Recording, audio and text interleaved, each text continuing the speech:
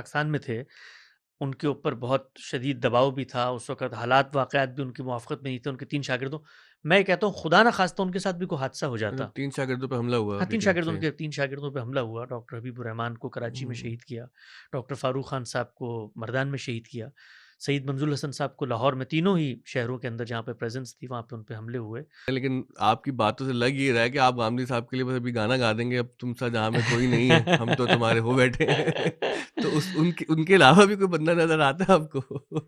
ہم تیرے پیار میں سارا عالم کھو بیٹھے ہیں، کھو بیٹھے تیری صورت سے نہیں ملتی کسی کی صورت، میں جہاں میں تیری تصویر لیے پھرتا ہوں۔ سلامتی ہے ان آنکھوں پہ جو ہدایت پہ نظریں جمائے بیٹھی ہیں، ان کانوں پہ جو ذکر خیر کے منتظر رہتے ہیں، اور ان قدموں پہ جو ہدایت کی راہ پہ گامزن ہیں۔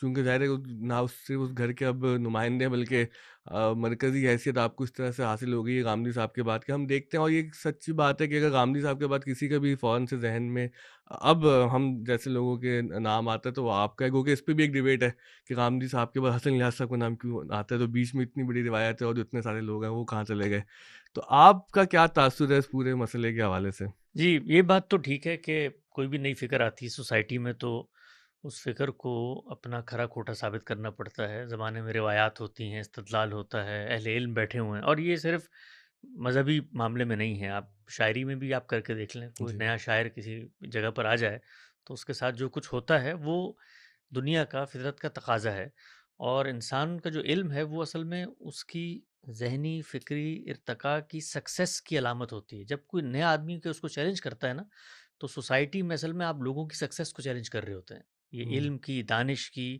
روایت کی سکسیس ہوتی ہے، کیونکہ جب وقت گزرتا ہے تو آپ نے دیکھا ہوگا کہ انسان نے وقت گزرنے کے بعد آج اپنے آپ کو ترقی کے اس مقام پہ پہنچا لیا، تو جیسے کوئی آدمی چیلنج کرتا ہے تو اس کو اگر آپ اپنے اندر دیکھیں نا، ہم بھی جب کوئی چیلنج کرتے ہیں وی فیل لائک ہیوملیٹڈ، یار جی مطلب ہم اتنا کرنے کے بعد یہاں پہنچے اور یہ کہہ رہے ہیں یہ آدمی تو کچھ بھی نہیں ہے، ہوں یا اس نے جو کچھ کہا ہے وہ تو غلط ہے۔ تو انسانی فطرت میں یہ مدافعتی ڈیفینسو میکینزم موجود ہے، اور یہ ڈیفینسو میکینزم ہی ہے جس نے اس پروگرس کو یہاں تک پہنچایا ہے، یا آج تک جتنے لوگوں نے پروگرس کیا ہے یہ سب اسی تھیسس اینٹی تھیسس کے پروسیس سے گزر کے یہاں پہ پہنچے ہیں۔ تو اس میں کوئی تردد کی بات نہیں، کوئی شبے کی بات نہیں، کوئی نہ اس پہ پرابلم ہوتی ہے کہ آپ کوئی بھی نیریٹو پیش کرتے ہیں سوسائٹی اس کو چیلنج کرتی ہے۔ اچھا، یہ جو چیلنج کرنے کا کام ہے اس کا سب سے جو بڑا فائدہ ہے، دو اسپیکٹ ہوں گے، ایک پازیٹیو اسپیکٹ ہے چیلنجنگ میں اور ایک تھوڑا نیگیٹو اسپیکٹ ہے جو ہماری سوسائٹی میں ہوا ہے۔ پازیٹیو اسپیکٹ یہ ہے کہ اگر کوئی فکر مارز بحث میں آ گئی ہے تو اس فکر، اس فلسفے کے لیے اس سے بڑی نعمت کوئی نہیں ہو سکتی، بیکاز اس کو موقع ملے گا اپنی بات بہتر کرنے کا، اپنے تار و پوت کو سمیٹنے کا، اس کی کانٹرڈکشنز کو دور کرنے کا، اس سے نظام فکر بنتا ہے۔ آپ دیکھیے جو حنفی شافعی اختلافات ہیں سارے، اس نے ان فقہ کو مدون کیا ہے، مرتب کیا ہے، اعتراضات ہو رہے تھے، جوابات آ رہے تھے، ایک پوری ہرمیونیٹکس بنی ہوئی تھی، کرتے کرتے پورا ایک محل تعمیر ہو کے ایک نظام فکر بن گیا۔ تو میرا خیال ہے غامدی صاحب کے لحاظ سے اگر آپ دیکھیں تو اس سے بڑی کوئی نعمت نہیں ہو سکتی کہ سوسائٹی نے ان کو اپوز کیا ہے، بیکاز میں ان کے ساتھ پچھلے 15-20 سال سے اٹیچ ہوں، میں نے دیکھا ہے کہ اپوزیشن اور چیلنج کے نتیجے میں جتنی ان کی فکر سٹریم لائن ہوئی ہے، وہ اگر اپنے کسی سائلوں میں بیٹھ کے اس چیز کو بیان کرتے رہتے کبھی بھی وہاں تک نہ پہنچتی، یہ میٹر آف فیکٹ ہے۔ کیونکہ آپ جب ہر انسان جب گفتگو کر رہا ہوتا ہے نا، وہ ایک خاص زمان و مکان اور اپنی کیفیت میں بیٹھا ہوتا ہے، مخاطب اس کو جہاں سے دیکھ رہا ہے وہ اس کی گرفت میں نہیں ہوتا۔ ہوں تو بہت فائدہ ہوا ہے اس کا، اس کرٹیسزم نے، اس فکر کو، میرا خیال ہے جو کام اگر غامدی صاحب نے 50-100 سال میں کرنا تھا وہ 2-4 سال میں ہو گیا، اتنا کرٹیسزم ہوا اور ہر چیز کی تنقید کا موقع ہوا۔ تو یہاں تک تو بہت پازیٹیو بات ہے، اور صحیح۔ اس میں سوسائٹی کے اندر یہ ڈیولپمنٹ ہوگی، یہ اپنی جگہ بنائے گی، لوگ سمجھ رہے ہیں اس بات کو۔ جو نیگیٹو آسپیکٹ ہے نا اس کا، وہ ہے کہ آپ نے علم اور فکر کی ڈیبیٹ کو علم اور فکر کی ڈیبیٹ سے اٹھا کر ذات، کریکٹر، نیت، محرکات، اس کی ڈیبیٹ بھی بنا دیا۔ اب مثلا یہ بات آپ کہتے رہیں کہ بھائی مثال کے طور پہ عالمی سامراج کے بارے میں ان کی ایک رائے ہے، سر سید کی بھی ایک رائے تھی، جو کچھ بھی آپ کہہ دیں، لیکن آپ اگر آگے بڑھ کے یہ کہتے ہیں نا کہ یار یہ تو کمپرومائز ہے، یہ لوگ تو اصل میں چاہتے ہی ہیں کہ مثال کے طور پہ ان کی غلامی ہو، تو اس سے سوسائٹی میں جو یونٹی ہے، جو یکجہتی ہے، جو میرے لیے یہ ایک پراؤڈ مومنٹ تھی کہ یار میں بھی مسجد میں جا کے اسی اعتماد سے کھڑا ہوں گا جس اعتماد سے میرے سے مختلف رائے رکھنے والا کھڑا ہوگا، لیکن مجھے اب اگر یہ فیئر ہوتا ہے کہ یار میں جاؤں گا تو لوگ مجھ سے یہ بھی کہیں گے ارے آپ بھی نماز پڑھتے ہیں یہاں پہ، تو یہ ہوتا ہے۔ میں بھی کل ایک جگہ پہ بیٹھا ہوا تھا تو وہاں پر افطار کا ٹائم ہوا تو لوگوں کے ذہن میں کیا ہے، اور یہ ریگریٹ ہے کہ یار ہم نے کسی طرح سے ان کو ثابت کرنا ہے کہ یہ ہماری طرح پکے مسلمان نہیں ہیں، بیکاز ان کے نظریات ایسے ہیں. تو میرا یہ خیال ہے کہ ایک بڑی تعداد سوسائٹی میں ان لوگوں کے، اور یہ لیڈرشپ کے کنٹرول میں نہیں ہوتا جب یہ کام ہو جاتا ہے. لیڈرشپ شروع میں اکیڈمک ڈیبیٹ کو سوشل پریشر کی ڈیبیٹ بناتی ہے کہ اس کے ذریعے سے اکیڈمک ڈیبیٹ کو دبا دیا جائے. ان کو یہ نہیں پتا کہ اکیڈمک ڈیبیٹ دنیا میں کبھی نہیں دبتی. آج آپ مثلا غامدی صاحب پاکستان میں تھے، ان کے اوپر بہت شدید دباؤ بھی تھا اس وقت، حالات واقعات بھی ان کی موافقت میں نہیں تھے. ان کے 3 شاگردوں، میں کہتا ہوں خدا نہ خواستہ ان کے ساتھ بھی کوئی حادثہ ہو جاتا. 3 شاگردوں پہ حملہ ہوا ہاں، لیکن صحیح. 3 شاگردوں پہ حملہ ہوا. ڈاکٹر حبیب الرحمان کو کراچی میں شہید کیا، ڈاکٹر فاروق خان صاحب کو مردان میں شہید کیا، سید منظور حسن صاحب کو لاہور میں، تینوں ہی شہروں کے اندر جہاں پہ پریزنس تھی وہاں پہ ان پہ حملے ہوئے. خود غامدی صاحب کو راتوں رات اس ملک سے نکل کے جانا پڑا، راتوں رات جانا پڑا. تو میں صرف یہ کہتا ہوں کہ اگر وہ نہ بھی، اگر کوئی خدا نہ خواستہ خاتمہ ہو جاتا ہے یہاں پہ، تب بھی یہ بات سمجھنے کی ہے سوسائٹی کے لیے، اپوزیشن کے لیے، علماء کے لیے، کہ فکر کا خاتمہ نہیں ہوتا. یعنی وہ فکر ایک کتاب کی صورت میں، ایک مسودے کی صورت میں، ایک مخطوطے کی صورت میں 200 سال بعد اگر نکل آئے گی تو وہ آوازیں بلند کر دے گی. تو مجھے لگتا ہے کہ ہمارے یہاں پرابلم یہ ہوا ہے کہ ہم نے جو باہمی تعلقات تھے، جو دوستیاں تھیں، رشتہ داریاں تھیں، چائے کے کپ پہ جمع ہونا تھا، گپ شپ کرنا تھا، اس کو فراموش کر دیا. اس کے نتیجے میں نفرت پیدا ہوئی. نفرت پھر جس لیول پہ آپ پہنچاتے ہیں وہ آپ کے کنٹرول میں نہیں ہوتی. وہ لیول خود پرسیو کرتا ہے میں نے نفرت کو کیسے اپنے پاس لے کر اس کو. تو کارکن کی سطح پہ، عام آدمی کی سطح پہ نفرت مذہبی طبقے کی طرف سے وہ پہنچی. وہ تو ہم نے دیکھ لیا سوسائٹی کے اندر، تو نفرت کی وجہ اس کا سے جو نقصان کچھ ہوتا ہوا ہے.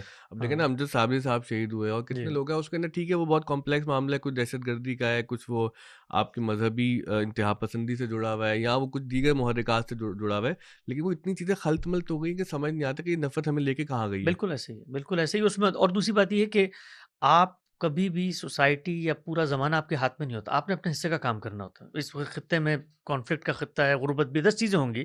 تو اس میں زیادہ کانشیس ہونے کی ضرورت ہے یار. ان غریب لوگوں کو جن کی کوگنیٹیو اسکلز ہو سکتا ہے میل نیوٹریشن کی وجہ سے اتنی ڈیولپ نہ ہوئی ہو، ان کو میں اگر جذباتی کروں گا تو یہ تو شاید اس جردے میں جذباتی ہو جائیں گے جس میں میرے بھی کنٹرول میں نہیں رہیں گے.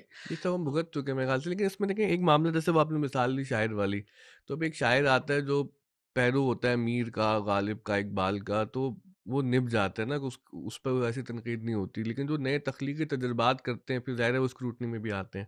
یہ تو ایک کریٹیو آرٹس کی بات ہو گئی ہے. لیکن کیا مذہب میں بھی اس طرح کی لبرٹی ہے مذہبی فکر پیش کرنے والے کو، کہ وہ اتنی جدیدیت جو آپ لوگوں پر الزام ہے، یا جو حقیقت ہے یا اس کے درمیان کی کوئی شے ہے، کہ ہر بات میں ایک نئی رائے کیوں پیش کر دیتے ہیں؟ میرا خیال ہے کہ یہ نہیں ہونا چاہیے. یعنی کوئی بھی شخص اگر اپنی روایت سے کٹ کر کوئی نیا نظام فکر بناتا ہے تو اس کے ساتھ وہ سب کچھ ہونا چاہیے ہے جو سماج یا زمانہ کرتا ہے. یعنی جب لوگوں نے آزاد شاعری شروع کی تو شاعری کی جو روایت تھی اس روایت سے کٹ کے شروع کی نا، تو اس کے اندر جو کچھ ان کے ساتھ ہونا چاہیے وہ ہوتا ہے، اور وہ ہونا چاہیے کیونکہ روایت جو ہے وہ اپنے تسلسل میں بہت متفق علیہ نظریات، اور وہ متفق علیہ نظریات کوئی بچوں کا کھیل نہیں ہوتے. یعنی انسان کے مجموعی حافظے پر آپ کا اعتماد ہوتا ہے، اس کی ذکاوت پہ اعتماد ہوتا ہے کہ انسانوں نے ان چیزوں کو ڈیولپ کر کے یہاں تک پہنچا. اسی سے علمی عقلی مسلمات بنتے ہیں، اسی سے وجودی حقائق بنتے ہیں.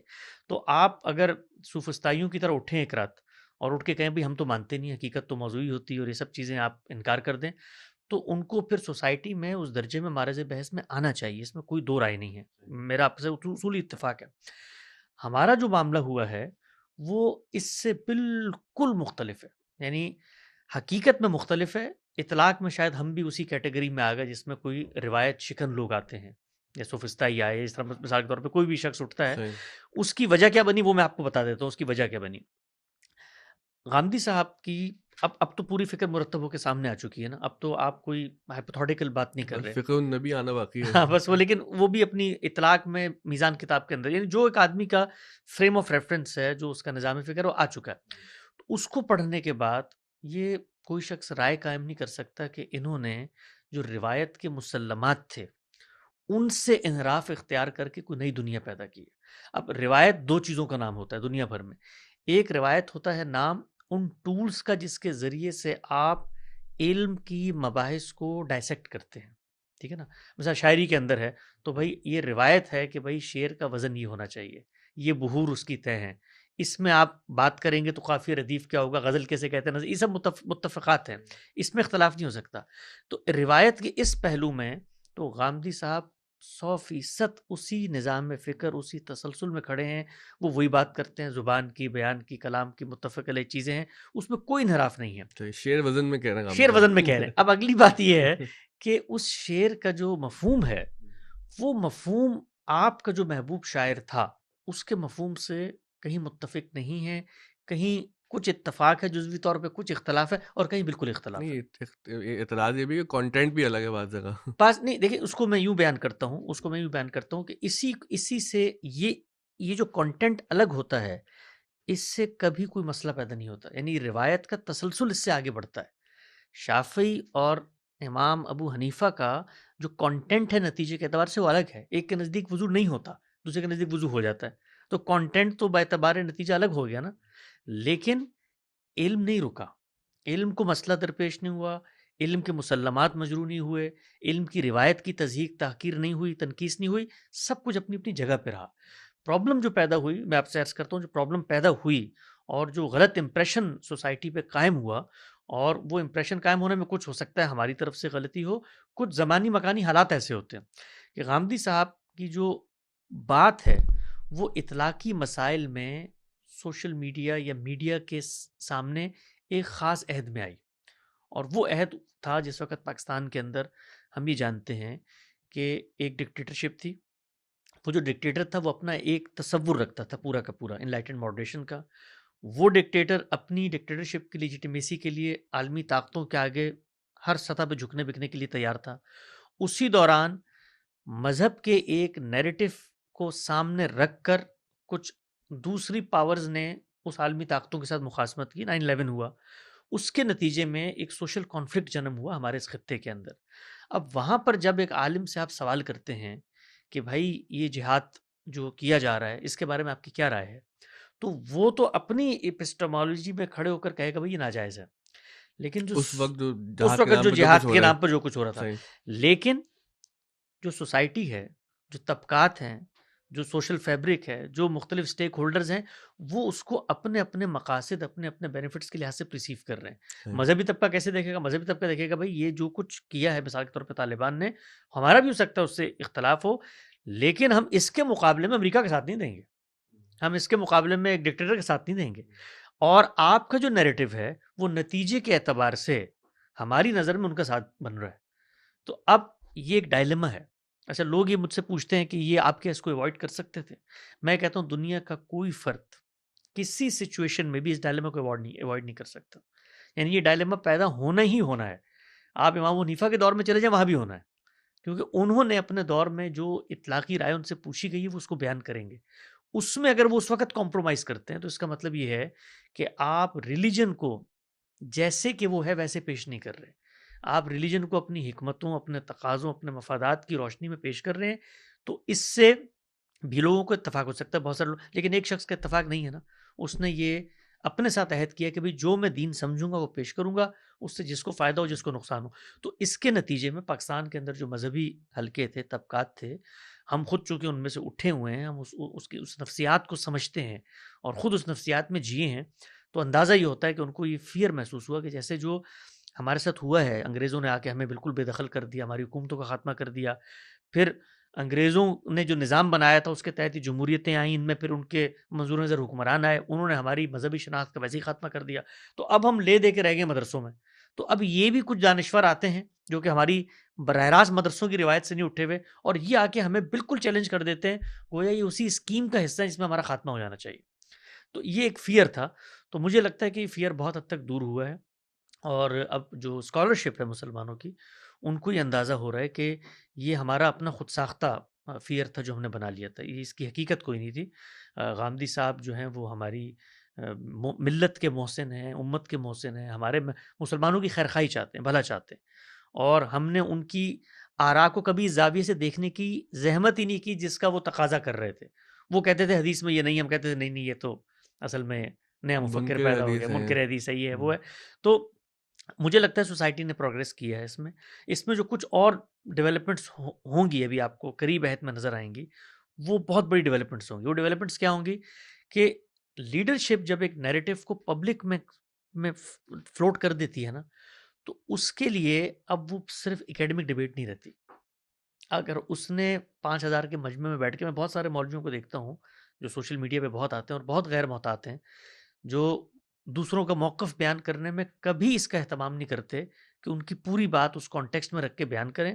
وہ بیان کر دیں گے. کل میں سن رہا تھا ایک عالم کو، وہ کہہ رہے تھے بھائی غامدی صاحب تو پتہ نہیں خدا کا خوف نہیں آتا، سود حلال کر دیا انہوں نے. اب سود ان کے نزدیک حرام ہے.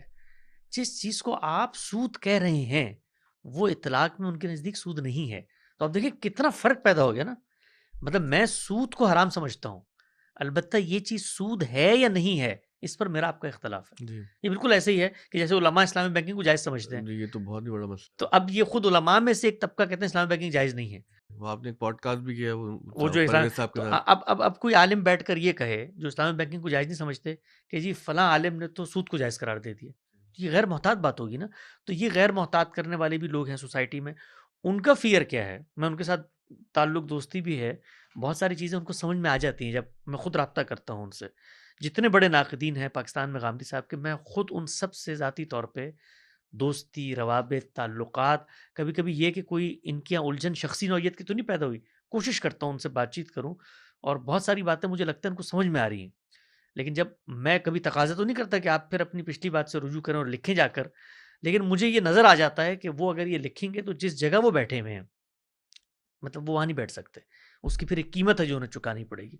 تو یہ ایک ڈائلما ہے، اس میں اس جو آپ ڈائلما نے سے ہم گفتگو گزرے. کی ہے کہ اس میں بہت سی جہات ہیں، بہت سے سوالات ہیں اور دیکھنے والوں کے ذہن میں آ رہے ہوں گے، لیکن اس میں اچھی بات ہے کہ وہ بہت سے سوالات ایڈریس ہو چکے ہیں. جو شگری صاحب نے پوڈ کاسٹ کیا غامدی صاحب کے ساتھ ہیں، تو آپ لوگوں کی 23 اعتراضات والی سیریز ہے. ظاہر ہے کہ وہ اس اعتراضات کے جوابات سن کے سب مطمئن نہیں ہوئے، نئے اعتراضات بھی پیدا ہو گئے، تو وہ سب چلتا رہے گا. جی ہم اس تفصیل میں نہیں جانا چاہ رہے. میں آپ سے یہ اس بات سمجھنا چاہ رہا تھا کہ آپ ظاہر ہے کہ ایک مذہب کے طالب علم بھی ہیں اور جو ہمارے مذہبی جو اخبارات ہیں اس سے بہت واقف رہتے ہیں، سوشل میڈیا پہ اب بہت تبصرے ہوتے ہیں. تو یہ بتائیں کہ چلیں غامدی صاحب کی فکر پہ تو بہت رد ہوتا ہے، تو ہمارے جو جیسے احناف ہیں یا دیگر اسکول آف تھاٹس ہیں جو ہمارے جورسپروڈنس کے ماہرین ہیں، تو ان میں اس وقت کون لوگ ایسا بڑا کام کر رہے ہیں کہ جو اپنی فکری ڈیولپمنٹ کو جنہوں نے مرتکز کیا ہو، وہ چاہتے ہو کہ بھئی اگر حنفی ہم ہیں تو ہم اپنی فقہ کو، اپنے خیالات کو جو ہے وہ بہت ریلیونٹ بنا کر نئے طریقے سے اور بہتر طریقے سے روایت میں رہتے ہوئے پیش کریں. تو آپ ایز این آڈینس کن لوگوں کو دیکھتے ہیں اس کام کے اندر؟ جی، اس میں دو پہلو ہیں جو میں چاہتا ہوں. پہلا تو یہ کہ آپ نے کہا کہ کن لوگوں کو دیکھتے ہیں، یعنی یہ کام بھی ہونا چاہیے، ہونا ضروری ہے. سب سے پہلے تو اس کی ضرورت ہے کہ صرف یہ نہیں ہو سکتا دنیا میں کہ آپ لوگوں کی تردید کریں، آپ کو باہر کیف پھر ان سوالوں کے جواب دینے پڑیں گے. بھائی اگر مثال کے طور پہ کسی شخص نے سوال اٹھا دیا کہ اس کے نزدیک حدیث میں موسیقی کی حرمت نہیں آئی، آپ نے یہ کہہ دیا کہ بھائی یہ منکر حدیث ہے، اس کا مسئلہ تو حل ہو گیا. اب آپ کے ذمہ یہ ضرور ہے بتانا کہ اللہ تعالیٰ اگر قرآن مجید میں کہتے ہیں کہ بھئی یہ جمالیات، یہ زینتیں میں نے بنائی ہیں اور میں نے داؤد کو بھی یہ دیے تھے، اور اس کے بعد رسول اللہ سے متعلق کچھ روایتیں آ جائیں جن میں آپ بھیج رہے ہیں کسی کو بھی شادی میں جا کے گا بجا لو، یہ سب کچھ ہو رہا ہے، تو پھر آپ کے ذمہ بھی کوئی کام ہے.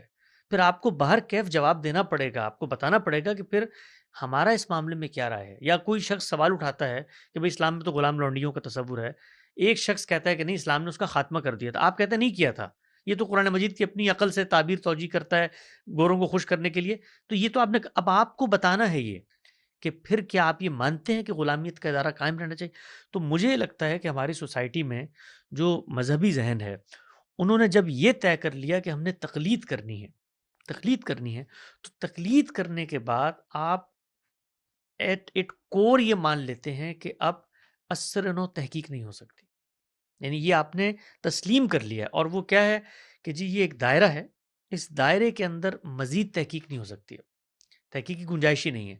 تو سب سے پہلی چیز جو ہے وہ ان کے سامنے چیلنج ہے کہ ہم اس اپنے لگائے ہوئے بیریئر کو عبور کیسے کریں. بھائی وہ ٹھیک ہے غامدی صاحب تو غلط ہو گئے، ہم پہ جو سوالات آ رہے ہیں ہمیں تو جواب دینا ہے، تو جواب ہم کیا دیں گے؟ جواب وہی دیں گے جواب ہمارے پاس تیار شدہ ہے. اس میں امینڈمنٹ کا کام بھی ہوتا ہے، لیکن وہ امینڈمنٹ کا کام اگر آپ دیکھیں گے تو وہ مذہقہ خیزی کی طرف لے جاتا ہے. مثلا آپ اس کو صرف جدید جو مالیات کے سوالات پیدا ہوئے ہیں اس میں جو قدیم فقہ کا انطباق کیا گیا ہے، جس کے نتیجے میں کچھ موڈ آف ٹرانزیکشن اور اسلامی بینکنگ اور چیزیں سامنے آئی ہیں، اگر آپ اس کے اندر اتریں تو آپ کو احساس ہوگا کہ یہ تحقیق کیا یہ ہوتی ہے کہ آپ اپنی ایک 1200 سال پرانی فقہ کے ٹرانزیکشنز کے موڈ کا نام بدل کے ہیلے بازی کر کے کسی طریقے سے اپنے آپ کو دنیا میں قابل قبول بنا دیں. تو ہر جگہ پہ یہ ہو رہا ہے. میں ایک بہت بڑے اسکالر ہے، میں نام نہیں لیتا، بہت مطلب اس وقت دنیا بھر میں لاکھوں لوگ اسٹیج پہ کھڑے ہوتے ہیں تو ان کو سنتے ہیں. سننے والوں کے لیے پہلے ہی پہنچ جائیں گے وہ.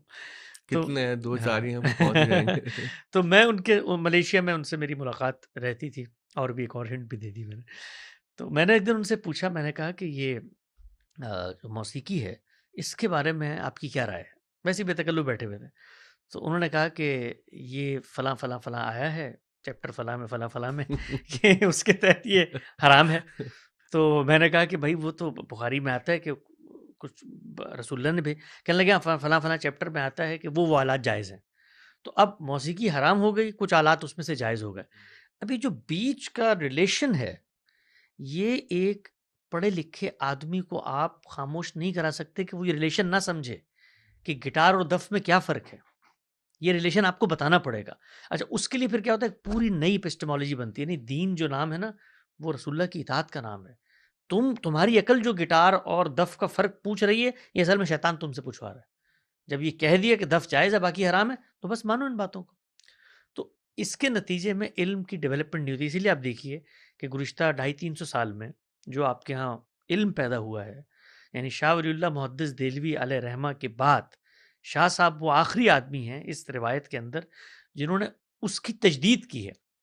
اور آپ یقین جانیں، شاہ ولی اللہ محدث دہلوی کی کتاب حجت اللہ البالغہ کے بعض حصوں کو اگر آپ ان کا نام نکالے بغیر کسی فتوے کے لیے مدرسے میں بھیج دیں تو وہ ان پر اس سے بڑے الزامات لگائیں گے جو غامدی صاحب اور باقی لوگوں پہ لگاتے ہیں. وجہ کیا ہے؟ وہ آدمی تجدید کی بات کر رہا ہے، تحقیق کی بات کر رہا ہے. یعنی یہاں آپ مولوی صاحب سے جا کر پوچھیں گے کہ بھائی اس کی وجہ کیا، وہ کہیں گے آپ تو اپنے عقل کے غلام ہو رہے ہیں، یعنی آپ اطاعت نہیں کرتے، آپ کیا اس کے تحت. اور ان سے جا کر پوچھیں گے تو جو علم ہے، وہ اسکالرشپ ہے، وہ آپ کو بتائے گی کہ وہ آدمی لغویت پہ کھڑا ہوا ہے جو دین کے احکامات کو بغیر ریزننگ کے مانتا ہے. دین کے ہر حکم کے پیچھے ایک علت ہوتی ہے، علت ہوگی تو حکم پایا جائے گا. علت ہم نے دریافت کرنی ہے، علت کی تحقیق میں اختلاف ہو سکتا ہے، تو وہ علم کا رستہ ہے، اس سے کھلتا ہے.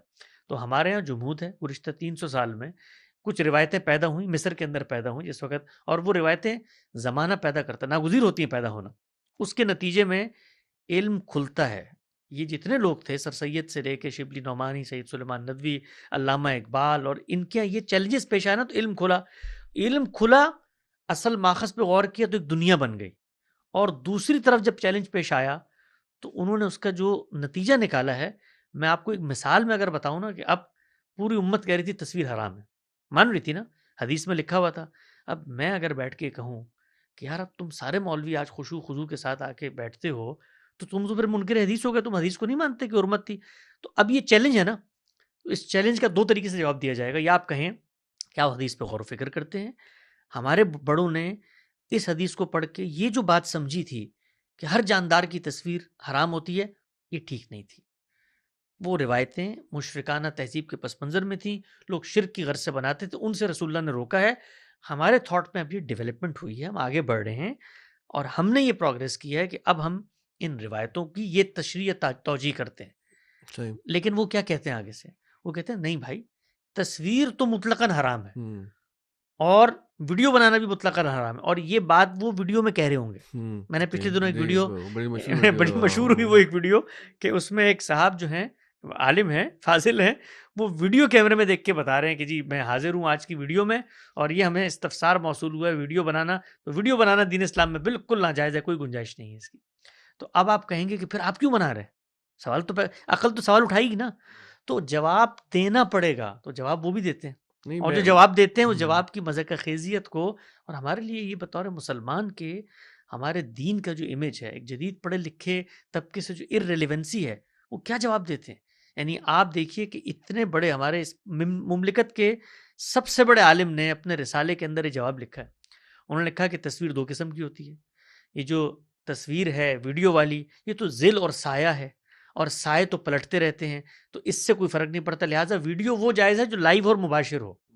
تو ان سے کسی نے استفسار لکھ کے پوچھا اسی رسالے میں کہ جی یہ لائف کے اندر بھی ڈیلے آتا ہے، جو آپ کا اصول ہے جس کے تحت یہ حرام نہیں ہوتی ڈیلے. تو انہوں نے کہا آپ کراچی سے حیدرآباد تک آئینے لگا دیں آمنے سامنے، تو کراچی میں آپ ہاتھ ہلائیں گے تو حیدرآباد تک ہلنے میں ٹائم تو لگے گا، اگرچہ ان کو یہ نہیں پتا کہ اسپیڈ لائٹ کی اسپیڈ کیا ہے، وہاں کوئی ٹائم نہیں لگے گا. امیجنیشن کی ڈال دیں. تو اب اگر آپ نے ریکنسٹرکشن آف ریلیجیس تھاٹ ایسے کرنی ہے، اور دوسرا طریقہ کیا ہے کہ ریکنسٹرکشن آف ریلیجیس تھاٹ ایسے کریں کہ اصل ماخذ میں جائیں، اس کو دیکھیں، اور اس سے کوئی ہیوملیشن کی، بھائی کسی نے اگر پہلے غلط بات بھی سمجھی ہے تو اس سے کوئی اس کی لغویت تو نہیں، ایک معاملے کے اندر نہیں اختلاف ہو دیکھیں، گیا. اس پہ دونوں کا ہی حق ہے کہ اگر وہ چاہے وہ آئینوں والی مثال دیں یا وہ اصل ماخذ میں جا کے. مجھے لگتا ہے کہ جیسے اب 100 سال بھی شاید زیادہ کہہ رہا ہوں کہ وہ بچے جو 100 سال بعد دنیا میں آئیں گے وہ ہماری باتوں پہ بھی ہنسے ہوں گے کہ ایگزیکٹلی یہ کیسے یہ کیا بات کر رہے بیوقوفی والی باتیں تھے کرتے تھے یعنی یہ بیٹھ آپس کے. میں کس چیز پہ لگے ہوئے تو ہم تھے. کسی کے رسالے پہ مذاق اڑائے تو ہمارا پوڈ کاسٹ پہ مذاق اڑ رہا ہوگا.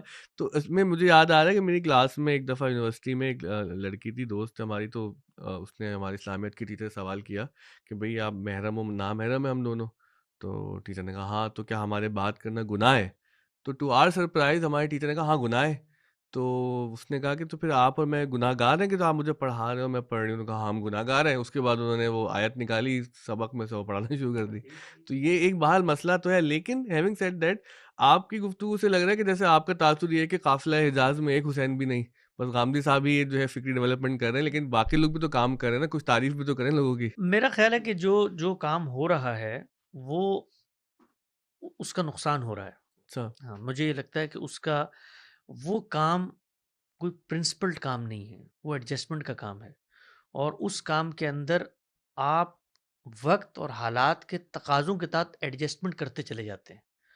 تو اس میں جو دین کی اصل روح ہے وہ ایک وقت ایسا آتا ہے کہ کیونکہ حالات اور تقاضے تو آپ سے طلب کر رہے ہیں نا، تو پھر آپ دین کی اصل روح تک کو فراموش کر کے ایڈجسٹمنٹ کر لیتے ہیں. کبھی بھی ایڈجسٹمنٹ کرنی ہے، ریکنسٹرکشن کا کام کرنا ہے، وہ پرنسپلڈ اپروچ کے ساتھ ہونا چاہیے. ہوا ہے ہماری ملت میں علماء، تو میں نے آپ کو بتایا کہ وہ تقلید پہ بلیو کرتے ہیں، ان کے یہاں نئے معاملات جتنے ہیں اس کے لیے ایک اپنا تصوراتی شاکلہ بنتا ہے، جن کے اندر چیزوں کی تصویر بھی ایڈجسٹ ہو رہی ہوگی تو کیسے ہو رہی ہوگی، نیشن اسٹیٹ بھی ایڈجسٹ ہو رہی ہوگی تو کیسے اور اس ایڈجسٹمنٹ کا ایک نقصان کیا ہوتا ہے میں آپ کو مطلب میں پازیٹیولی بتانا چاہتا ہوں، یہ نہیں کہ میں کو ان کی نفی. نقصان کیا ہوتا ہے؟ اب آپ دیکھیے کہ ڈیموکریسی اس وقت ریئلٹی آف دا ڈے ہے نا. ہم سب ملکوں میں بیٹھے ہوئے ہیں، ووٹ دیتے ہیں، الیکشن لڑتے ہیں اور جا کر اپنے حکمران کا انتخاب کر لیتے ہیں.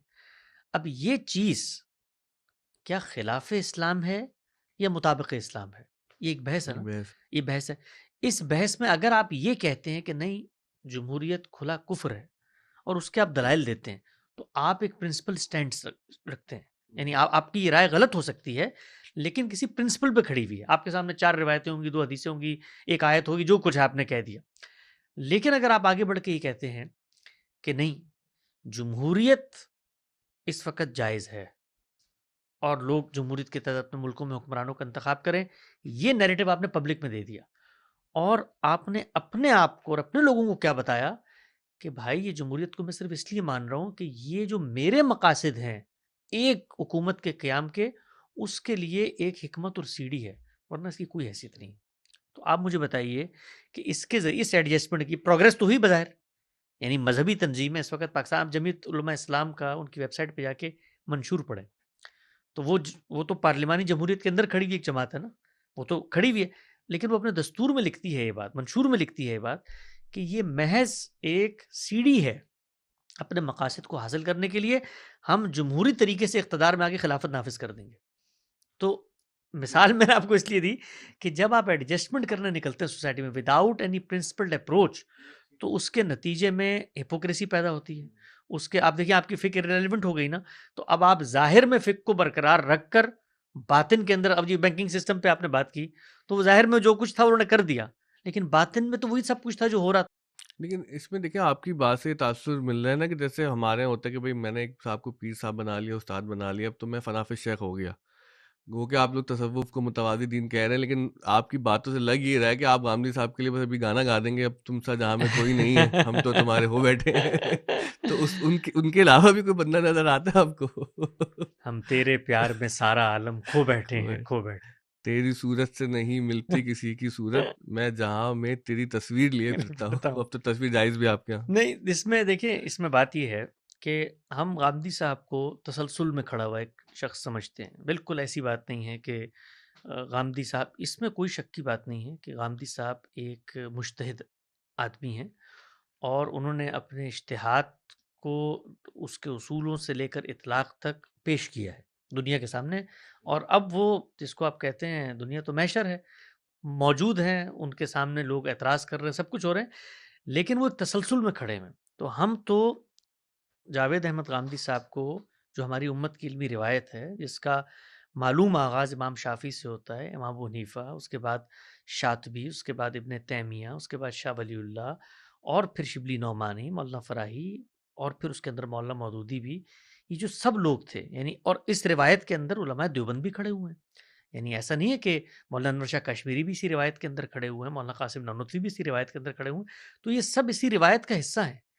اس کے اندر خیر آبادی اسکول بھی ہے، اس کے اندر بریلوی کے علماء بھی ہیں. سب لوگ غور و فکر کا کام کر رہے ہیں.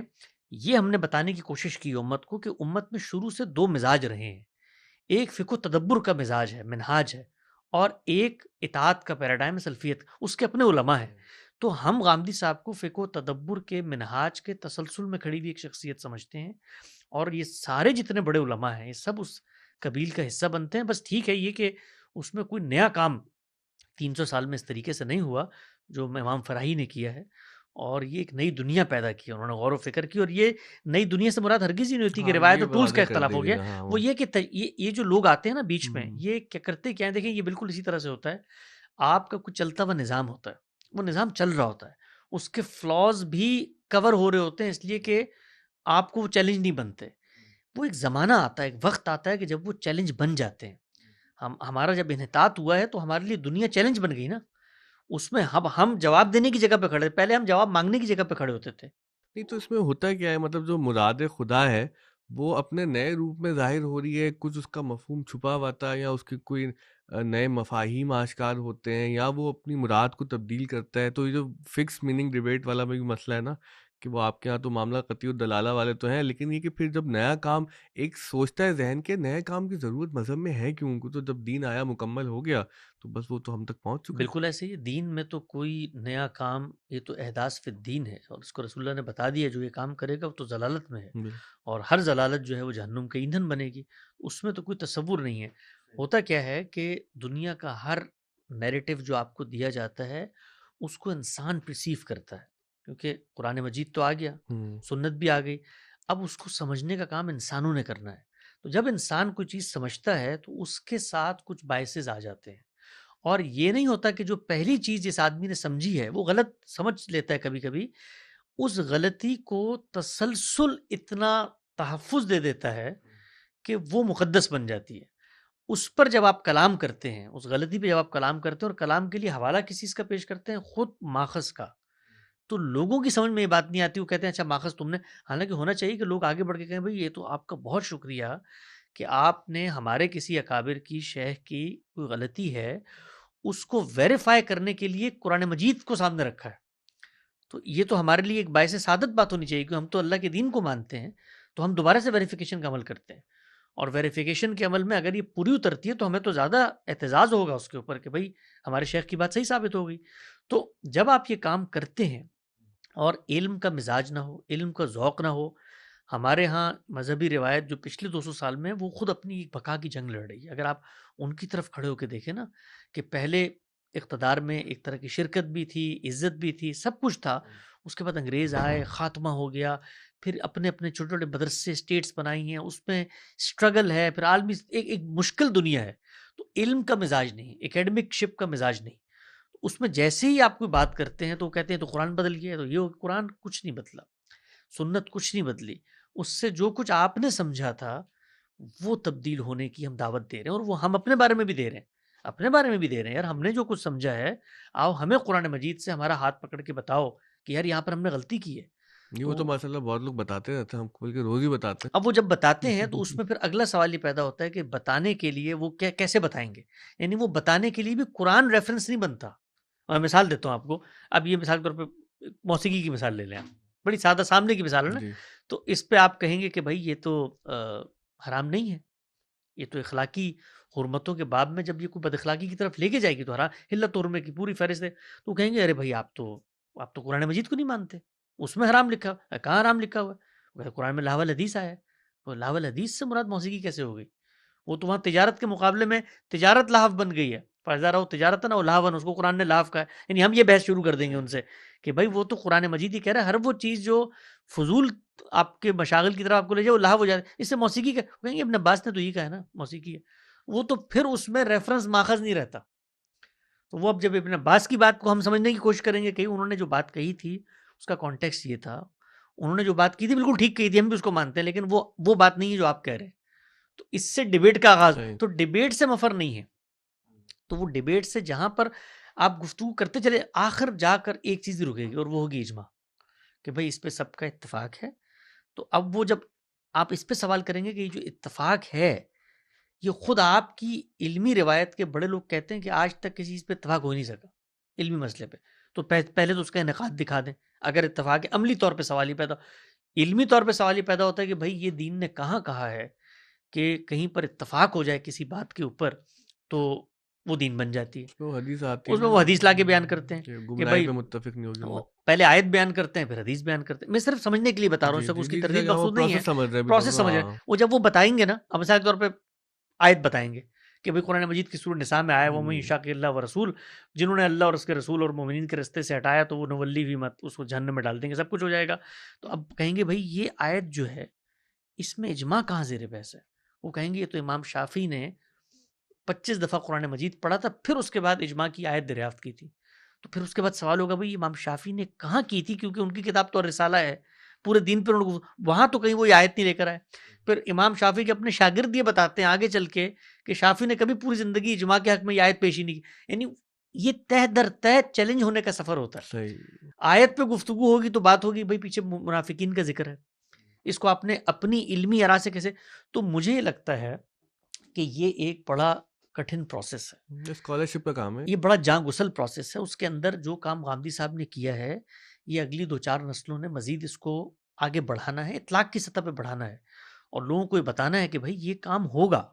یہ آپ اگر مطمئن ہیں گھر پہ وہ کام کر کے تو آپ بیٹھیے, لیکن آپ میری نفی میں اگر آتے ہیں میدان میں اور لوگوں کو بتاتے ہیں کہ اس کی بات مت سنو, یہ گمراہی پھیلا رہا ہے, تو پھر آپ کو جواب دینا پڑے گا میرے سوالوں کا.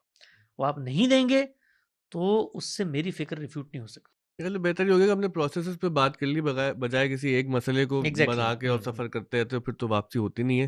تو یہ تو ہو گیا واضح. اب میں ذرا دوسرے جو آخری حصہ ہمارا پوڈ کاسٹ کا ہے اس میں آپ سے یہ کانورزیشن کروانا چاہ رہا تھا کہ آپ کا جو اپنا سفر رہا ہے غامدی صاحب کے ساتھ, کیونکہ پہلے بھی پوڈ کاسٹ میں کچھ ہم نے ایسے بکھری سی بات کی تھی. میری خواہش یہ تھی کہ ذرا ایک مربوط طریقے سے ایک بات آ جائے, کیونکہ پچھلے دنوں آپ پر بہت شدید تنقید ہوئی اور وہ لمبے پوسٹ آتے تھے, اور اتنے لمبے آتے تھے بعض اوقات کہ وہ مجھے سمجھ نہیں آتا کہ میں پڑھوں کیسے.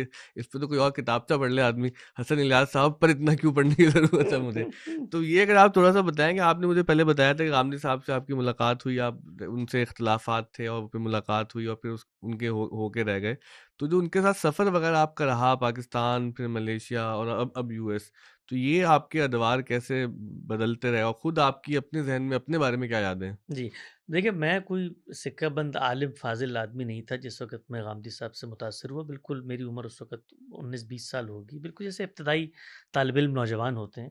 اور خود میرا علم کا جو سفر تھا وہ جاری تھا. میں نے کالج کی تعلیم حاصل کی, مدرسے میں 6 سال تعلیم حاصل کی, اور اس دوران بہت سارے اتار چڑھاؤ ہوا ہے. شروع میں ظاہری بات ہے اختلافات پیدا ہوئے, ہم بھی اس کریوسٹی سے گزر رہے تھے جو ایک جدید, کیونکہ ہم لوگ وہ تھے نا جو جنزی میں پتہ نہیں ہم آتے ہیں کہ نہیں آتے, اب تو خیر 90s والے ہیں لیکن ملینیلز ہیں, تو اس میں وہ والے تھے. اس میں جو دنیا اور پھر کچھ ایکسپوجر ملا اسکول کا, براڈ بیس تعلیم, اور اس سے کچھ سوالات پیدا ہوتے تھے. تو بہت کم عمری میں ہی, یعنی میرا کوئی اس وقت علم اس درجے میں پختہ نہیں ہوا تھا, یا میں کوئی سکہ بند عالم نہیں بن گیا تھا کہ جس زمانے میں مجھے غامدی صاحب کی باتیں کچھ سمجھ میں آنے لگ گئیں.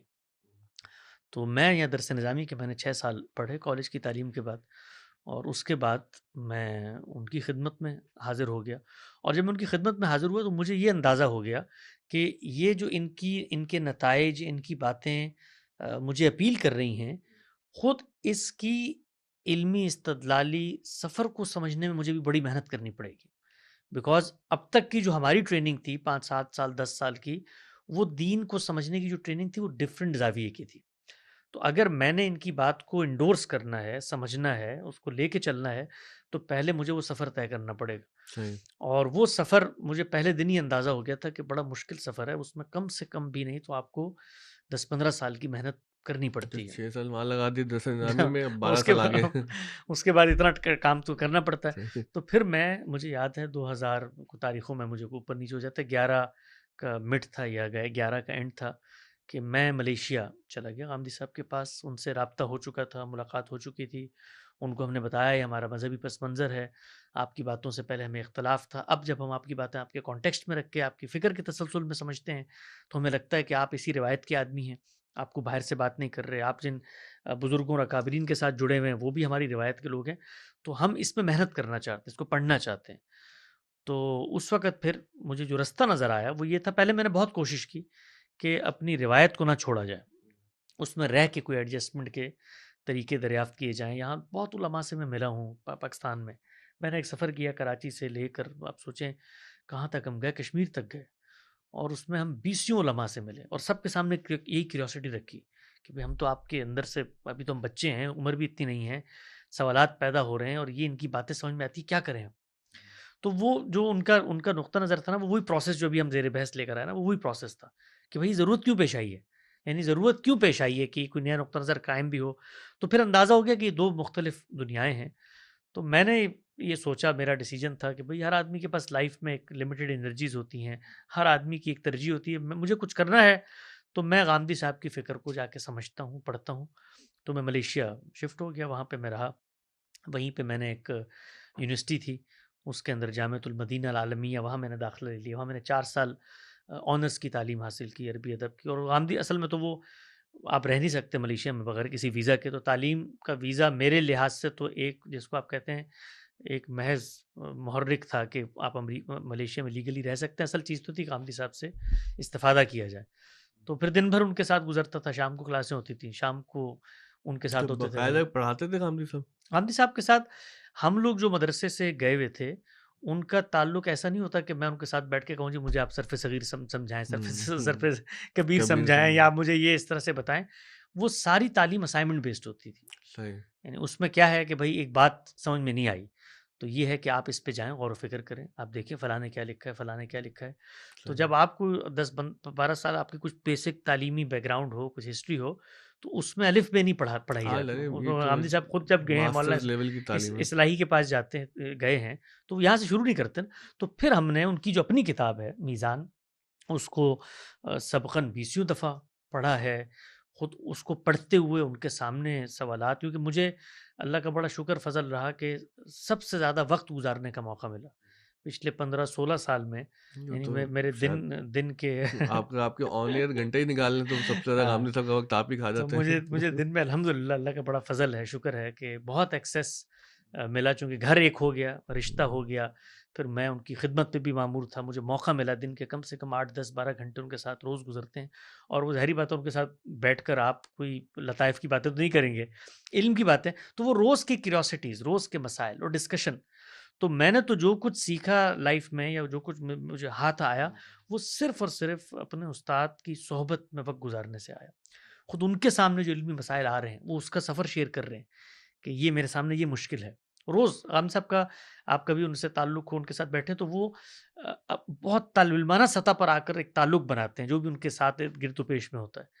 تو وہ اپنے مسائل شیئر کرتے ہیں کہ یہ میرے سامنے یہ علم کی مشکل ہے، اس میں آپ کی کیا رائے ہے. تو پھر طالب علم کے طور پر ہم سب غور و فکر کرتے ہیں، ان کے سامنے اپنی آراء رکھتے ہیں. تو یہ ایک سیکھنے سمجھنے کا سفر تھا جو الحمدللہ گزرا ملیشیا میں. اور پھر اس کے بعد امریکہ منتقلی کا فیصلہ ہوا. ہمارے چونکہ دنیا بھر کے اندر دعوت مشن کا فروغ ہو رہا تھا، ہم سوشل میڈیا وغیرہ پہ آنے شروع ہوئے، ادارے مضبوط ہوئے. تو ملکوں کے اندر جو پاکستانی کمیونٹیز تھیں انہوں نے انوائٹ کرنا شروع کیا. آسٹریلیا گئے، باقی جگہوں پہ گئے، یورپ وغیرہ گئے، پاکستانیوں ہی کے ہلکے. اور وہ چاہتے تھے کہ آپ گفتگو کریں، لوگوں کے سوالوں کے جواب دیں. تو امریکہ میں بھی اسی طرح سے ایک اچھا حلقہ ڈیولپ ہوا. ہم وہاں گئے تو انہوں نے کہا کہ آپ امریکہ ہی کیوں نہیں آ جاتے، یہیں پر آ کر کام کریں. تو میں چونکہ غامدی صاحب کے ساتھ 2012-13 سے ایز اے لٹریری اسسٹنٹ ان کے کام کر رہا تھا، تو میں بھی وہاں پر موو ہوا ان کے ساتھ. پھر ہم نے وہاں پہ پروجیکٹس کیے بہت سارے، حدیث پہ کام کیا. گزشتہ 10 سال 2016 سے 2026 تک تو حدیث پہ ہمارا ان کے ساتھ جو روز کا کام تھا، تو روز ہم کام کر کے ان کے سامنے پیش کرتے تھے، اس پہ پھر وہ لکھتے تھے اور وہ پھر ہمارے دونوں کے نام سے شائع ہوتا تھا، وہ کام کیا. باقی بے شمار پورا دن ہی اسی میں، یعنی مجھے تو بھی پیچھے مڑ کے دیکھتا ہوں ان 15-16 سالوں میں، تو شاید دن کا کوئی ایسا دن نہیں ہے جس میں کوئی ایک چیلنج نہ ہو. مثلا نیٹ فلکس کی ایک پوری سیریز بن سکتی ہے کہ صبح اٹھیں تو کسی نے تنقید کی ہوئی ہے، تو ہم صاحب کو بتایا کہ جی یہ تنقید سامنے آئی ہے، تو اب اس پہ ہمارا استدلال کیا ہے، وہ آپ بتائیں کیا استدلال ہے، غور و فکر کریں. وہ اپنا استدلال پیش کیا ہوتا ہے، یہ تو ہے ہی نہیں. تو ڈیولپمنٹ کا جو کام ہوتا ہے علم کا، وہ اس طرح سے ہوتا ہے، ہزاروں مسائل پر غور و فکر، سینکڑوں مقالات لکھنا، آرٹیکل، ڈسکشن، چیزیں. نہیں، پروجیکٹ بیس لرننگ پہ یقین رکھتے ہیں جی آپ ہاں، لوگ. پروجیکٹ وہ یہی ہوتا ہے، دنیا کی سب سے اچھا تو آپ کے لرننگ جو بھی ہے. پروجیکٹ کے اندر جیسے ہم دیکھتے ہیں عمار خان ناصر صاحب ایک بڑا نام ہے، تو آپ کے حلقہ احباب میں کون لوگ ہیں جو غامدی صاحب کی فکر کو آگے لے کے چل رہے ہیں اور بڑا ان کا اہم کردار ہے؟ ظاہر ہے بہت سے لوگوں کو ہم جانتے ہی ہیں، لیکن آپ کے ساتھ کن لوگوں کا تعلق ایسا ہے کہ جو ان پروجیکٹس کے ساتھ شامل رہتے ہیں؟ کیونکہ مجھے عمار خان ناصر صاحب کا بھی ایسے پتہ چلا تھا، وہ امریکہ گئے تھے تو کوئی پوسٹ کسی نے لگائی تو پھر میں ان کو فالو کیا، تو مجھے معلوم ہے تو بہت اچھا لگتے ہیں. نہیں وہ تو عمار صاحب تو ہمارے ساتھ باقاعدہ ادارے کا حصہ ہیں، ہمارے وہ اس وقت کئی پروجیکٹس کر رہے ہیں اور مستقلاً وابستہ ہیں اس وقت ادارے سے، بلکہ ان کی جو پرانی وابستگیاں تھیں ادارہ جاتی، وہ سب ختم ہو گئی. ان کے والد صاحب نے بتایا تھا کہ ان کا خاتمہ ہم کر رہے ہیں، اور وہ تو بالکل یکسو ہیں. اس وقت وہ ہمارے غامدی سینٹر ہی کے ساتھ منسلک ہیں، اور جو کام ہم نے حدیث پہ کیا ہے وہ آثار پہ کر رہے ہیں. یعنی پورا جو ڈیٹا ہے، لٹریچر ہے صحابہ کے آثار کا، اس پہ وہ کام کر رہے ہیں. اس کے ساتھ ساتھ ان کی علمی فکری سرگرمیاں جاری رہتی ہیں. ہماری ایک اچھی ٹیم ہے الحمدللہ. غامدی صاحب نے کافی شاگرد جو ہیں، ہم تو بالکل آخری سطح کے لوگوں میں آتے ہیں، بالکل جو پیچھے بیٹھنے والے ہیں. بہت بڑی تعداد میں شاگرد جنہوں نے وقت گزارا ان کے ساتھ، بڑا ان کا علمی مقام ہے، رسوخ ہے. ڈاکٹر شہزاد سلیم ان میں سر فہرست ہیں، اور ہمارے ڈاکٹر خالد ظہیر صاحب دعوت کا ایک مزاج رکھتے ہیں. پھر ہمارے عامر گزدر صاحب یہاں کراچی میں ہوتے ہیں، اور یہ ساجد حمید صاحب ہیں لاہور کے اندر. تو مختلف اسکالرز ہیں، رفیع مفتی صاحب ہیں، تو وہ سب اپنے اپنے دائروں میں کام کر رہے ہیں. بس یہ ٹھیک ہے کہ وہ ریحان صاحب جن کو ریحان احمد یوسفی، تو اس میں بھی وہی تنوع ہے جو دنیا بھر میں ہوتا ہے. ایک آدمی کا دعوت کا مزاج ہے، تو وہی جو غامدی صاحب کی فکر ہے، اس کے جو دعوتی پہلو ہیں اس کو اٹھا کر وہ سوسائٹی میں فوکس کر لے گا. میری جو زیادہ تر ترجیح رہی، یا جس کی وجہ سے ہم زیادہ، جس کو آپ کہتے ہیں بدنام ہو گئے، وہ یہ تھا کہ ہم اپنے پس منظر کے لحاظ سے مذہبی روایت کے اندر سے اٹھے ہوئے لوگ تھے. تو غامدی صاحب ہمارے لیے آپشنز میں سے ایک سلیکشن نہیں تھے، وہ ہمارے لیے مطلب زندگی موت کا مسئلہ تھی، اس لیے کہ ہم نے اپنی روایت کو چھوڑ کے ان کو اپنایا تھا. تو ان پر جب تنقیدات ہوتی تھی مذہبی حلقے کی جانب سے، تو ہم اس کو اپنی دینی ذمہ داری سمجھتے تھے کہ ہم اس کو ڈیفینڈ کریں، جا کر اس کو بتائیں کہ نہیں. اس کے نتیجے میں لوگ یہ کہ بھی غامدی کلٹ بن گیا اور یہ فرقہ بن گیا، وہ آپ جو کچھ کہیں، ہم آج بھی، میں کم سے کم اپنی لائف کے اندر اس بات کو ضروری سمجھتا ہوں کہ جاوید احمد غامدی صاحب کو دنیا کے جو مذہبی حلقے ہیں اس میں ایک معتبر فکری تعبیر کے طور پر قبول کروانے کی جدوجہد ہے جو میں کر رہا ہوں. اور غامدی صاحب جیسے لوگ تو بے نیاز ہوتے ہیں ان چیزوں سے، وہ تو کام کر کے چلے جاتے ہیں. ہم جیسے لوگ جو انتخاب کرتے ہیں ان کی فکر کا، یہ پھر ان کی اپنی ذاتی، ایمبیسیڈر کی طرح سے. اپنی ذاتی ارج ہے. یعنی اس میں بھی میں یہ نہیں سمجھتا یہ کہ میں دین کی خدمت کا کام کر رہا ہوں اس لحاظ سے کہ میں کسی شخصی قبولیت لوگوں کے دلوں میں پیدا کر دوں. کوئی دین نے لازم نہیں کیا لوگ غامدی صاحب کو نہ سنیں، لیکن میں اپنی ذات میں یہ ایمبیشن محسوس کرتا ہوں، یہ مشن محسوس کرتا ہوں کہ یہ فکر دنیا کے مسائل کو بھی حل کرتی ہے، دین کی کیوریوسٹیز کو بھی حل کرتی ہے، مذہبی طبقے کو دوبارہ سے ریلیونٹ کرتی ہے. اس نے جو کچھ ہمیں دیا ہے اس سے مسلمانوں کی جدید نسلوں کا دین سے شعوری تعلق پیدا ہوگا، اور سوسائٹی میں اس آواز کو زیادہ سے زیادہ پھیلانا چاہیے. تو میں نے اس کو یکسوئی کے ساتھ اپنایا ہوا ہے. اس میں یہ لوگ بعض اوقات کہتے ہیں کہ بھائی یہ تو تقلید ہے اور لوگوں کی ان سے اختلاف، مجھے بے شمار چیزوں کے اندر سمجھنے کا اختلاف ہوتا ہے. میں نے اپنا درجہ بھی مقرر کیا کہ بھائی میں ایک بالکل متوسط درجے کا طالب علم ہوں، میں کوئی محقق عالم نہیں ہوں. میں تو روایتی تعبیر دین سے بھی براہ راست اختلاف کی کوشش نہیں کر سکتا. وہ تو ہم سے جیسے بڑے لوگ ہیں جو استدلال دیتے ہیں، جس کو لے کر ہم پھر وہاں جاتے ہیں اور جا کر کہتے ہیں کہ آپ کی بات ٹھیک نہیں ہے. تو اس لحاظ سے میں یکسو ہوں. ایک مشن کو لے کے ہم چل رہے ہیں، ایک تحریک کہیے، ایک دعوت کہیے. تو اور میری خواہش یہ ہے کہ دنیا بھر میں اس کے مزید فروغ ہو، اور ہم اس کے لیے جیتے مرتے ہیں دن بھر. لیکن ان کے تمام شاگردوں میں یو این آپ ہی پہنچے اور آپ UN پہنچے اور ایک بھونچال آ گیا کہ یہ کیا کہہ دیا انہوں نے طالبان کے بارے میں، اس کے بارے میں، اس کے بارے میں، اور جب UN گئے تو پھر فلسطین کی بات کیوں نہیں کی؟ ہاں، وہ اس میں ہوتا کیا ہے، دیکھیں یہ بھی دنیا کی ایک بڑی وہ ہوتی ہے، دنیا کے اندر کسی شخص کو کہاں تک رسائی مل رہی ہے، یہ ہمارے جو تحریکیں ادارے ہیں، یہ کوئی اس طرح کی یونیورسٹی نہیں ہے کہ جہاں خطوط لکھ کے کہا جاتا ہے کہ جی آپ اپنی فکر کا نمائندہ کسی کو کہیں بنا کر بھیج دیں، ایسا نہیں ہوتا. ہمارے ان اداروں کے اندر یہ آن گروئنگ پروسیس کے اندر کھڑے ہوئے، ہم سب بھی گرو کر رہے ہیں ساتھ ساتھ، اور ہماری گروتھ سے ادارے بھی گرو کر رہے ہیں. تو ہر انسان کا اپنا ایک سماجی حلقہ ہوتا ہے، اس کے مخاطبین ہوتے ہیں، اس کے تعلقات ہوتے ہیں، اس کے نتیجے میں اس کی بات کی رسائی ہوتی ہے.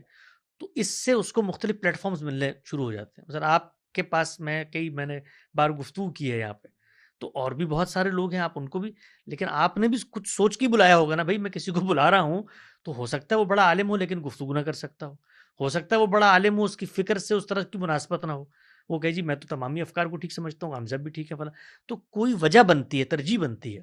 تو دنیا کے اندر کسی بھی شخص کو کہیں پر کوئی رسائی ملتی ہے، کہیں پر کوئی موقع ملتا ہے، تو اس کے پیچھے اس کی محنت ہوتی ہے. صحیح. یعنی اس میں یہ نہیں ہوتا کہ بھائی کوئی مثال کے طور پہ غامدی صاحب صبح اٹھ کے بیٹھتے ہوں اور کہتے ہوں کہ آج میرے ان 5 شاگردوں میں سے ایک کو میں یہ مقام دے رہا ہوں، دوسرے کو. ان بیچاروں کو تو یہ بھی نہیں پتا ہوتا کہ آج مثال کے طور پہ وہ اپنا کام تو اپنے دائرے میں کرتے ہیں، ان سے جو کام نکلوانا ہے وہ کام بھی دوسروں کا کام ہے جو نکلوانا ہے. کسی کی خواہش پیدا ہو گئی، میری خواہش پیدا ہوئی کہ میں الہاد پہ گفتگو کروں، میں فلسفے پہ گفتگو کروں، میں اعتراضات سیریز پہ گفتگو کروں. اس کے لیے میرے اپنی کیوریوسٹیز ہیں، میری انرجیز ہیں جو میں لگاؤں گا، کسی اور کی اور پروجیکٹ میں ہوں گی. تو دنیا بھر میں یہ ہمارے ہاں یہ کوئی اسٹیبلشڈ اس طرح کے نہیں ہے اپنے اپنے حصے کا کام ہیرارکی. کر رہے ہر ہیں. آدمی صحیح. انڈیپینڈنٹ ہے، ہر آدمی اپنے حصے کا کام کر رہا ہے. اور زمانے کا معاملہ یہ کہ زمانہ اتنا بڑا صراف ہے کہ وہ کھوٹے کو تو قبول کرتے نہیں، کھرے کو بھی مشکل سے کرتا ہے. تو میں جو تو آپ نے کہ فرمایا تھا یہ تنقیدیں ایک ہوتی ہیں، میرے سامنے ہوں بھی آتی رہتی ہیں. میں اپنا کام کرتا ہوں، مجھے کبھی ان چیزوں سے کوئی انزائٹی اسٹریس نہیں ہوتا. اپنے ضمیر کو آدمی کو دیکھنا چاہیے، اپنے دامن کو ضرور جھنجھوڑنا چاہیے. یہ ساری چیزیں ہمارے تزکیے کے لیے اللہ سامنے لے کر آتا ہے کہ آپ کے اندر کوئی غرور، تکبر، اناد پیدا نہ ہو. باقی اصل چیز یہ ہے کہ آپ اپنا کام کرتے ہیں، دنیا اپنا کام کرتی ہے، آپ اپنا کام کرتے ہیں. اقبال نے کہا تھا تجھ کو پرکھتا ہے یہ، مجھ کو پرکھتا ہے یہ، سلسلہ روز و شب سیر فی کائنات. بالکل ایسے ہی. وہ تو سب چلتا رہے گا. بس آخر میں جانے سے پہلے ہی بتانا امریکہ کی زندگی کے حال احوال، کیونکہ مجھے کچھ تجربہ رہا مغرب میں رہنے کا، اور جب واپس میں آیا تو بہت مشکل ان دنوں تو ہوتی گئی. لیکن وہ میں بھی کسی دوست کو کہتا کہ یار جہالت میں بھی ایک عجیب کشش ہوتی ہے، انسان پھر سے نارملائز ہو جاتا ہے سوسائٹی کے اندر کہ گاڑیاں صحیح سے نہیں چل رہی اور 10 مسئلے بجلی پانی میں ہم الجھ کے رہتے ہیں. تو آپ کی زندگی وہاں پر امریکہ میں کیسی رہی؟ اور ایک اور تاثر اب نوجوانوں میں بہت زیادہ پھیل گیا ہے، اب ظاہر ہے اس کی علماء اور فضلاء تردید یا تائید کر سکتے ہیں کہ جیسے اب دین کا کام کرنا پاکستان جیسے ملکوں میں مشکل ہو گیا ہے اور مغرب میں جا کے زیادہ آسان ہو گیا. یہ ٹھیک ہے. دو پہلو ہیں اس کے. ایک تو یہ کہ ہم لوگ جو وہاں پر ہمارا اپنا لائف سٹائل ہے، جو رہنا ہے، وہ اپنے کاموں کے متعلق ہے. یعنی میں ڈیلس شہر کے اندر، ڈیلس بہت بڑا شہر ہے اس وقت، اور وہاں آپ کو لوگوں نے تو اتنا نام نہیں، نیو یارک اور پوری شکاگو جی ذہن میں جی. آتے ہیں. یہ اب تو بہت ڈیلس اب مشہور اب ہو اب گیا اب ہے مشہور کیونکہ ہو گیا کمیونٹی ہے. بہت پہنچ گئی نا. اب بہت آگے پچھلے 5-7 سالوں میں. ورنہ ڈیلس بہت بڑا شہر ہے، امریکہ کی بڑی ریاست ہے ٹیکسس، تو اس کا دوسرا بڑا شہر ہے. اور بلکہ اس کا جو ایئرپورٹ ہے وہ دنیا کا دوسرا بڑا ایئرپورٹ ہے، اس میں سالانہ اتنے ملینز لوگ آتے ہیں. تو بہت آمد و رفت ہے لوگوں کی، اور شہر بھی بہت ڈیولپ ہے، بہت اچھا بنا ہوا ہے. لیکن یہ میں آپ کو ذاتی طور پہ بتا رہا ہوں، مطلب بتانے کا مقصود یہ ہے کہ ہم لوگ وہاں پر کوئی امریکن ڈریم جینے نہیں گئے، ہم لوگ دعوت کے پس منظر میں کام کرنے گئے. تو میں شاید اپنی اس پوری 7-8 سال کے اس پورے جرنی میں 3 یا 4 دفعہ اس کے ڈاؤن ٹاؤن میں گیا ہوں گا.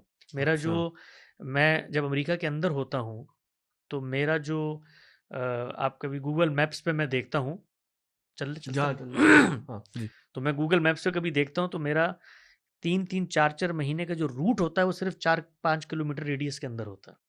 میں گھر سے نکلا، غامدی صاحب کو پک کیا، اپنے ادارے میں گیا، وہاں سے گھر آیا، وہاں سے کام، ایک ہی اس میں ہم کام کر رہے ہوتے ہیں.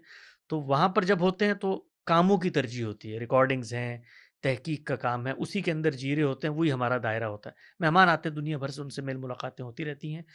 ایز اے سوسائٹی کے مجھے تو، میں چونکہ جب ملیشیا سے گیا تھا، ملیشیا میں ہم 10 سال رہے، اور ملیشیا کی سوسائٹی بھی بہت پروگریس کر چکی ہے. یہ امن و امان اور سہولیات اور لوگوں کا جو طرز عمل ہے، رویے ہیں، صفائی ہے، گفتگو کے آداب ہیں، تحمل ہے، بردباری، یہ سب چیزیں، قانون کی سرپرستی اور حکمران، یہ سب چیزیں. تو امریکہ جب ہم گئے تو اس میں تو بہت زیادہ ہم اسٹن نہیں ہوئے، کیونکہ ہم آلریڈی ایک مہذب معاشرے سے آ رہے تھے. تو اس میں یہ ویسے مہذب کا احتیاط آپ سے کے استعمال کریے. آپ کے پوڈ کاسٹ میں یہ ہو نہیں سکتا کہ مہذب کا. تو آج یہ کہ ملیشیا بھی بہت بڑا مہذب میں نے سوچا تھا یہ لفظ استعمال نہیں لوں گا، تو کیونکہ ملیشیا آپ مہذب لوگوں کا تہذیب سے کوئی واسطہ ہونا نہیں چاہیے. ملیشیا میں بڑی تہذیب تھی، بڑا مہذب غیر فاتح تھا ملیشیا. لیکن امریکہ میں یہ حال میں کچھ ہے، ٹینشنز ہوئی ہوئی ہیں، بیکاز ایک وہاں پہ رد عمل ہے تھوڑا سا مسلمانوں کے بارے میں بھی، اور جو وہاں پہ کمیونٹیز، اور وہ سوشل پرابلم ہے. میں نے ابھی حال میں ایک آرٹیکل لکھا ہے اس پہ کہ جو شریعہ وہاں پر بہت زیر بحث آ رہی ہے نا، شریعہ لا، اور وہاں کے لوگ کہہ رہے ہیں کہ شاید یہ ریپلیس کر دے گا ہمارا. تو یہ بیسیکلی ایک کلچرل پرابلم ہے، اور یہ کلچرل پرابلم ہر جگہ ہوگا، امریکہ میں بھی ہو رہا ہے. اس سے گھبرانا نہیں چاہیے مسلمانوں کو، یہ اور کم ہو جائے گا انشاءاللہ بہت جلد. انگریز جو وہاں پر موجود ہیں، ان آبادیوں کے اندر جو نسلیں جنہوں نے اس کو ڈیولپ کیا، وہاں پر چند سالوں میں ایک نئی کمیونٹی آ کر وہی معیار زندگی اور پھر ان کا کلچر وہاں ڈومینیٹ ہونا شروع ہو جاتا ہے. ہم لوگ تو مسلمان جہاں بھی جاتے ہیں اپنے کیونکہ ہمارا مذہب، رسومات اور کلچر ملا ہوا ہے. حلال گوشت سب سے پہلے بتاتے حلال ہیں، گوشت ہوگا، عید ہوگی، پھر سب تراویح پہنچ ہوگی، جاتا سب ہے. کچھ ہوگا. تو اس کے نتیجے میں جو لوکل کمیونٹیز ہیں ان میں ایک احساس تحفظ پیدا ہوتا ہے. اور یہ آپ دیکھیے، ہمیں وہاں جا کے بہت اس پہ لوگ عدم گرفت کرتے تحفظ پیدا ہیں. ہوتا ہے. عدم ہاں تحفظ پیدا جی ہوتا ہے، ہمارے لیے تحفظ، ان کے لیے جی عدم جی تحفظ. جی. اور آپ یہ دیکھیے کہ ہمیں دنیا میں، ہم جب اس کا تجزیہ کریں گے کہیں گے ارے دیکھو یہ تو یہ کہتے تھے، اور ایک طرف یہ کام ہماری سوسائٹی میں اگر ہو جائے، یعنی ہم تو اردو اسپیکنگ کے محلوں میں پٹھانوں کی فیملیوں کو گوارا کرنے کو تیار نہیں ہوتے، مسلمان تو وہ ہوتے ہیں. تو وہاں پر یہ تھوڑا سا اب یہ ہوا، اور پوری دنیا میں ہوا ہے، اور یورپ میں بھی ہوا ہے بہت زیادہ. آپ نے دیکھا ہوگا UK کے اندر کتنی بڑی تعداد میں وہ ہوا. اس میں کچھ ہماری بھی غلطیاں ہیں، کمیونٹی کی بھی غلطیاں ہیں. آپ کو اگر نئی دنیا تک ایکسیس ملا ہے تو ذرا تدریج کے ساتھ ان میں مواقع پیدا کریں. تو اس پس منظر میں اللہ کا بڑا شکر ہے، امریکہ کے اندر بڑا امن و امان ہے، سہولیات ہیں، ہمیں کام کرنے کی آزادی ہے، بس یہی کافی ہے ہمارے لیے. تو وہ جو میں پوچھا تھا امریکہ کی زندگی کے حوالے سے، سیوک سینس وہاں کا کیسا ہے؟ کیونکہ جو لوگ یہاں سے ابھی تک امریکہ کی زیارت نہیں کی، وہ جو کہا تھا نا ایک بڑے آبادی نے کہ وہ گھر وہ دیکھیں گھر خدا کا، ہم خدا کی شان دیکھیں گے. تو وہاں پر جو ایک عموماً زندگی نظر آتی ہے نا کہ بہت آرڈر کے اندر ہے. گو کہ وہ بحث سب ٹھیک ہے کہ جی دنیا کے لیے وہ ظالم ہے اور کتنے کروڑ لوگ مار دیے، تو وہاں کے جو سیوک سینس ہے وہ کبھی لگتا ہے کہ آپ کو خواب و خیال میں بھی پاکستان کبھی جیسے؟ نہیں یار، میں آنیسٹلی میں آپ کو بتاؤں، میں خود وہاں ایک تجربے سے گزرا، اور اس تجربے نے مجھے ہلا کے رکھ دیا. یعنی میں نے اپنے گھر میں، جو میرا گھر ہے، وہاں پر ایک چھوٹا سا ایک تعمیر کی. یعنی اے سی میں نے اپنے ایک جگہ پہ لگایا، اور وہ اسپلٹ اے سی تھا، اس کا آؤٹ ڈور یونٹ تھا. تو میرے خواب و خیال میں بھی نہیں تھا کہ نظام اور لوگوں کے تصورات اور جس سوسائٹی میں وہ رہتے ہیں وہ اتنے فعال ہوں گے کہ لمحوں میں ان کو ادراک ہوگا کہ یہ اس نے جو کام کیا ہے، آج اس نے یہ کیا، کل ہو سکتا ہے یہ رسی باندھ کے اس کے اوپر کپڑے لٹکا دے، پرسوں اس کے بعد یہ کوئی نالی نکال کے اس کو تبدیل کر دے. تو پہلے مرحلے میں پوری سوسائٹی، آپ کو پتا نا، جس علاقے میں آپ وہاں رہتے ہیں وہاں پر ایک HOA ہوتی ہے، ہوم اونرز ایسوسیشن، جیسے محلہ ہوتا ہے نا آپ کا. محلہ کمیٹی. مجھے وہاں کے ایک ماہر قانون نے بتایا، اس نے کہا کہ امریکن سپریم کورٹ بھی ہوم اونرز ایسوسیشن کے جو متفق علیہ لاز ہیں اس کو تبدیل نہیں کر سکتی. اگر ہوم اونرز ایسوسیشن نے ایک چیز طے کر لی ہے کہ اس محلے میں یہ کام ہونا ہے، تو امریکی دستور بھی اس کو کچھ نہیں کر سکتا. اتنا وہاں پر ڈی سینٹرلائز سسٹم میں لوگوں کے اندر یہ سینس ہے کہ بھائی اس علاقے میں ہم ہیں تو ہم نے اس کا خیال رکھنا ہے، ہم نے اس کے نظم و ضبط بنانے اور ہم نے اس کی نگرانی کرنی، قانون کی حکمرانی. تو اس میں لوگوں کے ہاں، آپ لوگ آتے ہیں ہمارے شہر میں، وہاں پہ ڈیلس میں، آپ کو کبھی کوئی صفائی کرتے ہوئے نظر نہیں آئے گا. مطلب میں آپ کو ایمان سے بات بتا رہا ہوں، 7-8 سال میں کبھی کوئی صفائی کا ٹرک نہیں دیکھا کہ جو آ کے سڑکوں کو صاف کرتا ہو باقاعدہ. کیسے ہوتی صفائی؟ لوگ کچرا نہیں پھینکتے. اچھا، وہ گندگی کرتے ہی نہیں ہیں. گندگی کرتے ہی نہیں ہے، اس کے نتیجے میں صفائی ہوتی ہے. یعنی یہ آپ کو حیرانی کی بات لگے گی نا. یعنی یہ میں ہمیشہ غام صاحب کے ساتھ جب میں گاڑی میں بیٹھے، غام صاحب آپ نے کبھی دیکھا ہے کوئی ٹرک، کچرا اٹھانے کے لیے ٹرک آتے ہیں گھروں پہ، وہ جو گاربیج لے کے جاتے ہیں، لیکن باقاعدہ کچھ صفائیاں ہو رہی ہوں. چل رہا ستھرا پنجاب، رات کو 3 بجے نکل آتے ہیں وہ اس کی صفائی وجہ کرنے کے کیا لیے. ہے؟ اس کی وجہ یہ ہے کہ لوگ وہاں پر ان کے خواب و خیال میں بھی یہ نہیں آتا کہ یار میں نے سڑک پہ کچرا پھینکنا ہے. یہ جیسے ابھی میں نے ہم کل ہی دیکھے تھے وہ ڈی ایچ اے کے اندر وہ پوری ہاں فوج جا رہی تھی صفائی کرنے کے جی لیے وہ رات ایگزیکٹلی کے آپ وقت. دیکھیں کبھی ہے ہی نہیں، یہ تصور میں نہیں آتا. تو اس اچھا آپ لوگوں کو جب قانون کی حکمرانی کا اتنا ہی پتہ ہے تو پھر تاریخ میں ملوکیت اور موجودہ صورتحال پاکستان میں جو آمریت ہے اس کو کیوں سپورٹ کرتے ہیں آپ لوگ؟ نہیں تاریخ کی آپ نے بھی جس طرح التفات کرتے ہیں یہاں سے وہاں وہاں سے یہاں، میرا خیال ہے ایک کمنٹ کر ہی دیتے ہیں پاکستان کی جو موجودہ صورتحال ہے. دیکھیں دنیا کی ہر جو صورتحال ہوتی ہے نا وہ کچھ کمپرومائزز کا نتیجہ ہوتی ہے. ملوکیت بھی کمپرومائز کا نتیجہ تھی. ملوکیت کیوں کمپرومائز کا نتیجہ تھی کہ مسلمانوں نے کوئی سسٹم ڈیولپ نہیں کیا تھا اس درجے میں کہ اتنی بڑی اسٹیٹ کے اندر آپ ہر آدمی کی ریپرزنٹیشن کر کے قرآن کا جو اصول ہے اس کے مطابق. لیکن جب آپ کسی ہدایت پہ عمل نہیں کر سکتے زندگی نہیں رک سکتی، زندگی کو آگے چلنا پڑتا ہے. اب دیکھیے اس کی میں آپ کو ایک مثال دوں، اللہ تعالیٰ سے زیادہ کون ہوگا جو چاہے گا کہ ہم پاکیزہ تر رہیں؟ اس کو بھی یہ پتہ ہے کہ کبھی یہ ہو سکتا ہے کہ ان کو حلال کھانا نہ ملے، تو اس نے بتا دیا قرآن میں کبھی نہ ملے تو حرمت کا ارتکاب کر سکتے ہو، لیکن بس خیال کے ساتھ کہ اس زندہ وقت رہنے کے لیے. کیونکہ آپ کو پریکٹیکلی آگے بڑھنا پڑتا ہے. تو ملوکیت جب تھی تو لوگ اس کو اس طرح سمجھتے ہیں کہ فلاں کی حمایت کر رہے ہیں میرے معاویہ کی اس کی. ریئلٹی آف دا ڈے یہ ہے کہ بھائی سسٹم آگے پروگریس نہیں کر سکتا تھا اگر اس کو اسی اصل کی طرف نہ لوٹا دیا جاتا جہاں سے وہ چلا تھا. جمہوریت کو تو پیچ بیچ میں آیا نا 3 خلفاء کے دور میں، پہلے بھی آمریت تھی، ملوکیت تھی، بعد میں بھی ملوکیت وہی جاری رہی. یہ 3 کے کیوں 4 کے کیوں نہیں؟ چوتھے ہی کے معاملے سے تو پھر کانفلکٹ کا آغاز ہو گیا نا، یعنی وہ حکومت کو ایک طبقے نے فریق نے ماننے سے انکار کر دیا، وہیں سے تو پھر آگے بنیاد پڑی اس بات کی. تو آپ چوتھا بھی شامل کر لیں، یعنی 4 کے انتخاب کے بعد یہ معاملہ ہوا. لیکن پریکٹیکل ریئلٹیز جو ہوتی ہیں نا ان کے ساتھ آپ کو مینیج کرنا پڑتا ہے. اس میں کبھی یہ نہیں ہوتا کہ آپ غلط کو صحیح کہہ رہے ہیں، آپ غلط کو قبول کر رہے ہوتے ہیں تاکہ پروگریس ہو. تو ہمارے ملک کی جو گراؤنڈ ریئلٹیز تھیں، میں تو سمجھتا ہوں پہلی دفعہ جو گراؤنڈ ریئلٹیز تھیں وہ زبانوں تک آ گئی ہیں کہ بھائی ہم نے ملک حاصل کیا ہے، ہم چلائیں گے اس ملک کو، آپ ہمارے ساتھ مل کے چلائیں اس کو.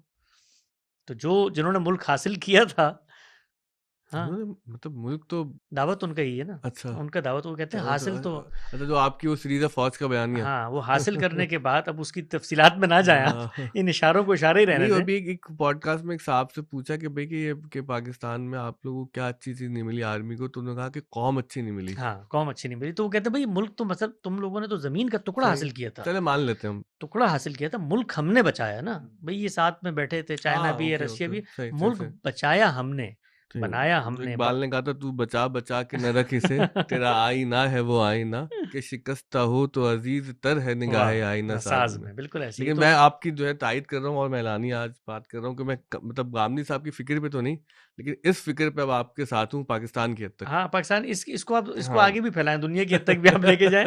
وہ امریکہ کی بھی جو ہم بات کرتے ہیں وہ بھی اسی پس منظر میں کرتے ہیں. وہ باقی جگہوں پہ جو بات لوگوں کو نہیں سمجھ میں آتی نا، اپنے ملک میں سمجھ میں آتی ہے. یعنی آپ اگر غور کریں آخری جاتے جاتے، آپ نے کہا تھا آج کوئی ہم سرخی نہیں نکالیں گے، لیکن جاتے جاتے میں آپ سے عرض کرتا ہوں جو کمپرومائز آپ نے اپنے ملک میں کیا ہوا ہے، آخر اس سے دین اسلام کو کوئی خطرہ تو نہیں ہوا نا. دین تو وہیں پہ کھڑا ہوا ہے، مسلمانوں نے کمپرومائز کیا ہے نا، دستور بھی ہے کمپرومائز کیا ہوا ہے. یہی کمپرومائز ہم سکھاتے ہیں کہ عالمی سطح پہ کرو، اس میں تمہاری بقا ہے. سب فلیش بیک شروع ہو گیا.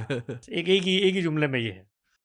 بہرحال بہت شکریہ، آپ نے بہت اچھی گفتگو کی ہمیشہ کی طرح، اور ظاہر ہے کہ گفتگو سے اختلاف و اتفاق کی راہیں کھلی رہنی چاہیے. میں بھی اسی خیال کا آدمی ہوں کہ بھئی ملاقاتیں ہوں، باتیں ہوں، اور اس میں جو سیکھنے کی چیزیں سیکھ کے اٹھ جائیں، جو رد کرنا ہے وہ رد کر دیں. لیکن وہ آپ کی آج کی گفتگو میں ایک بات بڑی اہم ہے جس پہ میں کوشش کروں گا کہ مزید میں لوگوں کو بلا کے پوڈ کاسٹ میں دعوت بھی دوں اس گفتگو پہ کہ یہ تو ہماری روایتی فکریں ہیں، اس کی ڈیولپمنٹ کے لیے کیا کام ہو رہا ہے.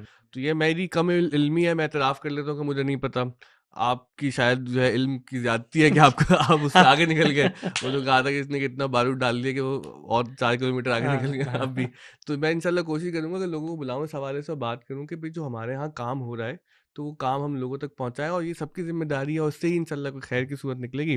باقی جو ہے کہ وہ پاکستان زندہ باد، فارم 47 فائدہ آباد.